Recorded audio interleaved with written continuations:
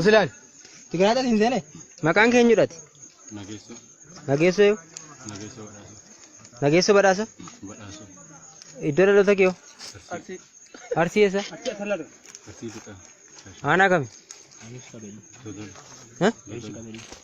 Aanaa? Dodola.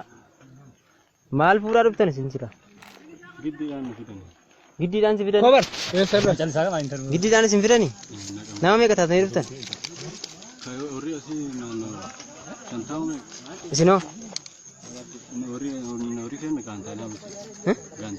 Gaantaa lama.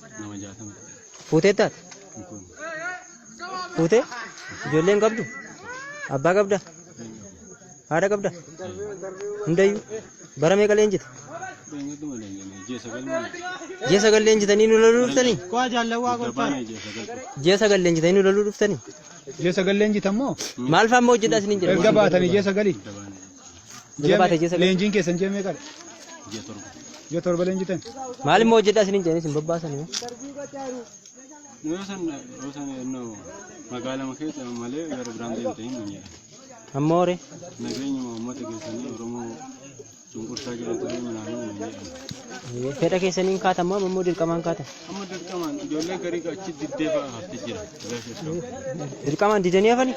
Diddee hafte. Ijoolleen kaan? Siniin dirqamaan fidanii ree? Dirqamaan ana magaalaa na dhukkubaara na baasa. Siin.